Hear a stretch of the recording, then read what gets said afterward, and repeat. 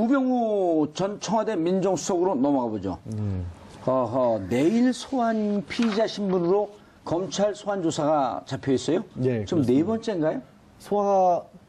구속은 만약 영장을 치면 세 번째 청구하는 세 번째 거고요. 청구하고 소환은 지금 공식 소환은 수사용으로는 네 번째인데 이미 불구속 상태에서 재판을 받고 있고 그동안에 받았던 혐의들이 하도 많아서 내일 같은 경우에는 이제 이석수 특별감찰관이 청와대에서 우병우 전 수석에 관해서도 문제를 조사를 했다. 그런데 그 부분을 우병우 전 수석이 국정원을 통해서 다 들여다보고 있었다는 거 아니에요.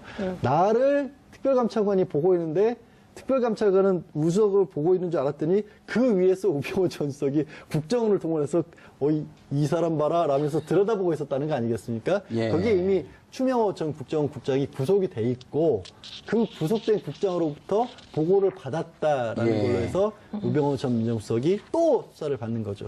최윤수 전 국가정보원 2차장.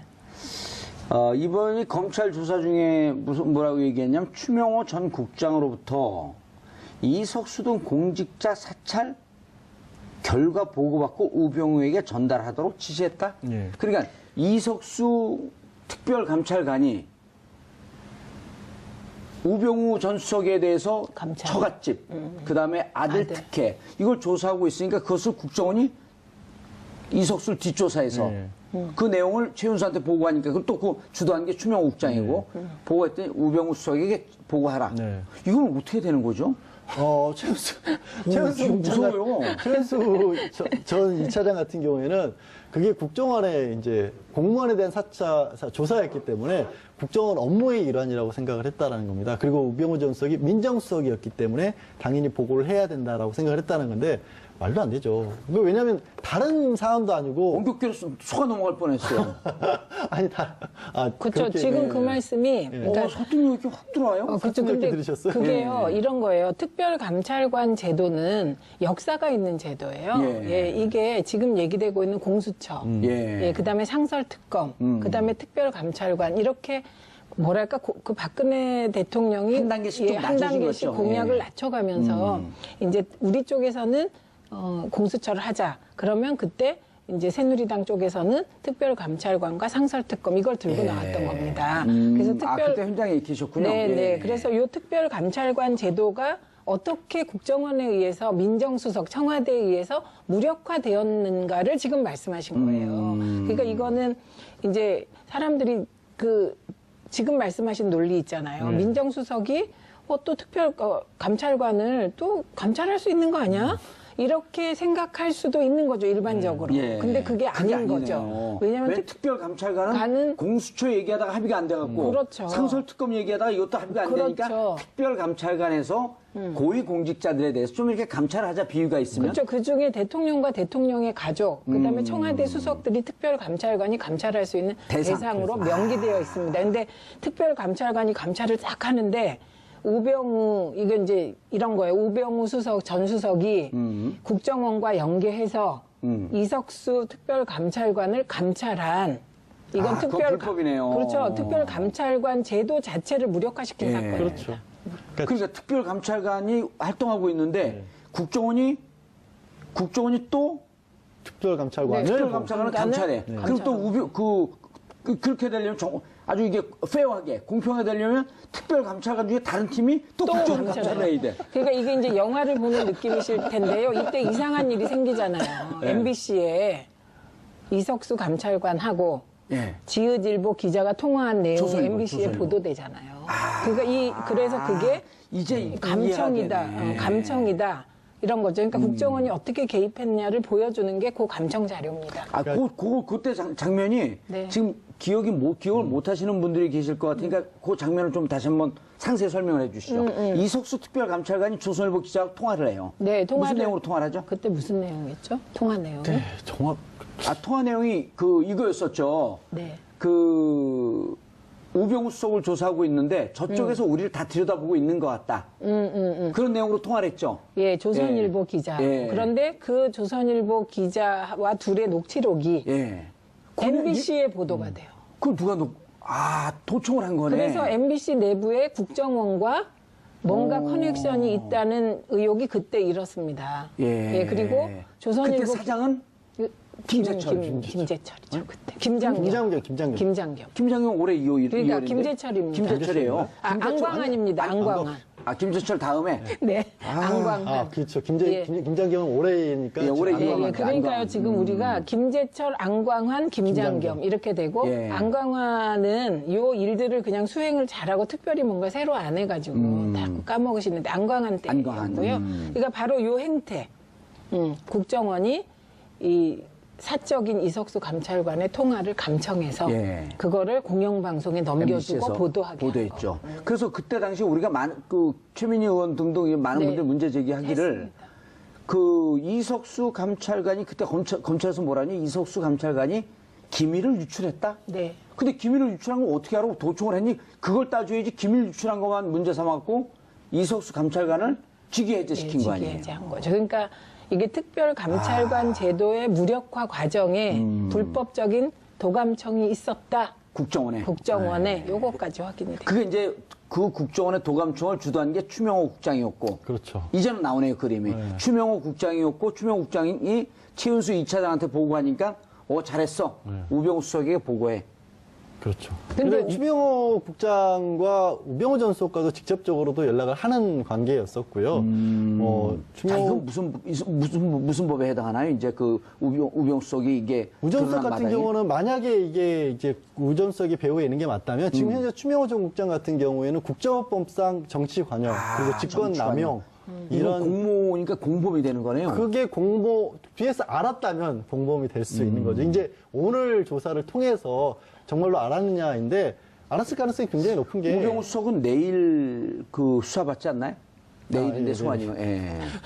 계속 우리 그냥 아니 근데 예. 우병우 수석이 빨리 들어오고 싶은 마음에 소환 조사 받고 싶은 심정에 이제 그 심정 거기에- 충분히 이해합니다. 거기에 이제 국회에서의 위증죄도 추가가 되겠죠. 왜냐하면 추명호 전 국장에 대해서 아느냐 잘 아느냐 그랬더니 몇 번 만난 사이다. 모른다. 전화는 몇 번 했느냐 그랬더니 전화도 몇 번 안 한 것 같다라고 분명히 국회에서 얘기를 했었는데 이번에 그것도 수사를 하면서 보니까 정말 수시로 수백 통의 통화를 했던 아니, 그 것으로 사람이 몇 번이라고 한 수백 통을 몇 번이라 그런 거겠죠. 그러니까 또 단위가 우기겠죠. 달라서. 우기겠죠. 오늘 진짜 많이 배웁니다. 아니 근데 오늘 진짜 많이 지금 배웁니다. 이제 우병우 전 수석 같은 경우 이제 우리가 최고의 법꾸라지를 김기춘 전 실장이라고 얘기했는데 진짜 청출어람했다는 거 아닙니까? 그럼요. 그래서 이게 국민 모두에게 열패감을 준 사건이에요. 우병우 전 수석이 분명히 뭔가 많이 잘못한 것 같은데 번번이 구속영장이 이게 기각되니까 이분은 진짜 단지 법꾸라지가 아니라 법 위에 군림하는 치외법권의 무슨 그 신 같은 느낌까지 있었거든요. 근데 이번에 되게 국민들이 보시기에 속 시원한 장면이 있었습니다. 예. 그런데 최 전 차장이 지금 최 전 차장은 구속이 됐나요? 아니요. 최은수 국장은 아직 최은수 차장. 추명호 국장은 구속이 됐고요. 최은수 전 차장은 아직 구속이 안 된 걸로 알고 있는데 예. 뭐 되도 안 돼도 뭐 진술 제대로 하고 있어요. 지금 보니까. 그 특별감찰관을 불법 사찰한 걸 이석수 특별감찰관뿐만 아니라 문화체육관광부 간부 등까지도 그때 문화체육부 간부들 같은 경우에는 우병우 전 수석의 지시가 있었다 없었다 얘기는 있지만 문체부 간부들이 그 최순실 씨의 정유라 승마 관련해서도 그 얘기를 제대로 들어주지 않아서 그 조사를 똑바로 못했다 해서 이미 박 전 대통령에서 이른바 찍힌 사람들이 있었지 않습니까? 그 사람들을 걸러내는 과정에서 하나의 압력수단으로 결국에는 국정원을 동원해서 사찰한 게 아니냐 하는 부분도 좀 들여다보고 있는 거죠. 근데 더 사실은 이 얘기를 하다 보면요. 그냥 어떻게 보면은 우병우 전 수석이 가지고 있었던 온갖 영향력들을 다 보여주는 것 같아요. 아니, 그래서 추명호도 처음에 구속영장 청구했을 때 기각됐잖아요. 추명호, 추선이 둘 다. 그렇네요. 네, 그런 일이 있어서 우병우와 관계 있는 사람은 다 구속영장이 기각된다 이렇게 된 건데 그 이유가 뭐였냐면 이렇게 우리가 이제 검찰이 수색을 하잖아요. 그러면 그 전에 누군가가 수색한다고 알려준 것 같은. 그것도 기획 뭐 검사가 나왔잖아요. 그런데 이번에 불시에 우병우 압수수색을 했잖아요. 막. 그러니까 그 차량과? 준비 없이 차량에 있는 모든 이제 수색 자료, 그다음에 핸드폰을 압수당한 거잖아요. 그러니까 이번에는 이제 숨길 수가 없게 됐어요. 그러니까 그 이유가 말씀하신 것처럼 이번엔 또 굉장히 충격적인 게 드러난 거죠. 그러니까 추명호 전 국장이 구속 상태에서 수사를 받고 있으면 그 내용을 몰라야 되잖아요. 그 내용을 검찰에 간부한 사람이 쪼르륵 우병우 전 수석과 최은수 전 이차장에게 보고를 했다는 거 아니겠습니까? 그리고 우 전 수석 같은 경우에는 직접적으로 지금 최은수 차장이랑 통화를 하게 되면 관련이 있다는 것이 또 거기서 드러날 수 있기 때문에 변호사를 통해서 그것도. 변호사를 통해서 하고 그 안에 중간에 그 검찰 검사가 간부가 끼어서 있고. 이건 정말 황당한 일이에요. 예. 검사가 수사 내용을 바깥의 변호인에게 그것도 이거는 이거 뭐라고 해야 되죠? 아니 그리고 그게 한 명이 범죄 아닐 수도 있다. 지금 이 한 얘기잖아요. 명이 그렇죠. 그렇죠. 예, 그게 이제 기득권 세력의 반동이라고 하는 건데. 네. 그런데 이제 어제 이석수 특별감찰관이 우병우 재판에 증인으로 출석했어요. 아우, 이게 한편의 영화 드라마 같아요. 인생은 희비의 쌍곡선이 만나는 것 같아요. 그렇죠. 예. 그러니까 이석수 특별감찰관은 그런 생각을 했을 것 같아요. 대한민국에서요 대통령 주변 인물을 수사할 수 있는 권한을 부여받았다는 건 그렇죠 정말 어마어마한 건데 그렇죠. 그런 인물이 우병우 한번 잘못 건드렸다가 기자하고 통화 한번 했다고 날아갔던 사람 아니겠어요? 인생 못 될 뻔하고 욕할 뻔했어요. 근데 우전숙이 이게 이런 인생 똥날 뻔했어요. 예. 무슨 이상한 상상하시는 거 아니에요? 제가 인생 똥날 뻔했다고요. 네. 똥났죠 이미. 예. 제가 무슨 얘기하고 있었죠? 이석수가 잘못 건드려서 변호사 사법고시 어떻게 붙으셨지? 그런 것도 기억이 안 되죠. 그게 아니에요. 너무 훅훅 들어오셔서 그래요. 근데 이제 그런 얘기를 들었다는 거예요. 그 감찰을 시작하고 나서 여러 번 우전수석 내지는 민정수석실로부터 감찰을 하고 있다는 걸 알고 있다는 언질도 받았고 시그널을 받고 두 사람이 우전수석이 1년 선배예요. 저걸 보면서 재밌어요. 예. 그렇죠. 감찰에 대해서 불편하다는 전화도 받았고 우전수석이 직접적으로 이 가족회사 정강, 그러니까 정강이라는 회사를 따로 만들어가지고 본인이 받는 수익이나 이런 부분, 차도 정강 이름으로 사용하고 뭐 비자금도 정강을 가지고 만들었다라는 얘기가 나오니까 그 얘기를 수사를 감찰을 했다라는 것을 또 우전석이 안 거죠. 그리고 말도 살벌하겠네요. 선배가 나한테 이럴 수 있냐. 언론이 뭐 문제 제기해도 다음 주면 조용해지는데 왜 하느냐. 근데 이것 역시도 되게 황당한 게요. 선배가 이 사람들이 그냥 어디 동네에서 선후배 사이가 아니잖아요. 한 사람은 특별감찰관이라는 지위를 가지고 있고 한 사람은 민정수석이라는 공적인 인물 중에 공적인 인물들인데 게다가 저 얘기가 후배가 선배에게 1년 선배에게 저거는요 그냥 보통 우리들이 하는 말로 하면 재미없어 각오해야 될 거야. 그러니까 그런 얘기를 했던 거죠. 그리고 지금 벗길 거야. 나 그런 때문이야. 거죠. 네. 그리고 진짜 벗겼죠. 이석수 감찰관은 분명히 얘기했어요. 그 코너링 좋은 아들 문제도 분명히 이건 문제가 있었다. 특혜가 있었다. 특혜다. 근데 누가 청탁했는지 밝힐 수 없다고. 경찰에서 조사를 했는데 경찰에서도 특혜라고까지 인정을 했는데 누구 청탁인지 나는 밝힐 수 없다. 말을 어떻게 하겠어요. 저런 상황에서. 그리고 또 옷 벗길 수. 그러니까. 아니 우병우가 어제 증언하는 이석수 말없이 노려봤다. 예? 그분은 노려보는 게 특징이잖아요. 기자도 노려보고 그리고 어떤 데 화면도 노려봐요. 카메라도 노려보세요. 그래요? 네. 예. 그리고 그 왜 노려보냐고 그랬더니 또 그런 얘기 하지 않았나요? 눈이 안 좋아갖고 유심히 봤다고. 참 특이한 분이에요. 네, 레이저를 쏴요. 이번에 그래서 누구시죠? 양지열 변호사님. 지금 양언니 그러려 그랬어요. 방송이 자꾸 이상한 아니 양지열 변호사님. 이번에 우 전 수석이 강남에 어떤 음식점을 가봤더니 우병우 전 수석 구속되면 그날 하루 밥이 무료. 이 플래카드가 붙어 있어요. 그러니까 국민적 열패감의 대상이라니까요. 제가 아는 음식점에다가 붙여놨어요. 이번에 구속될까요?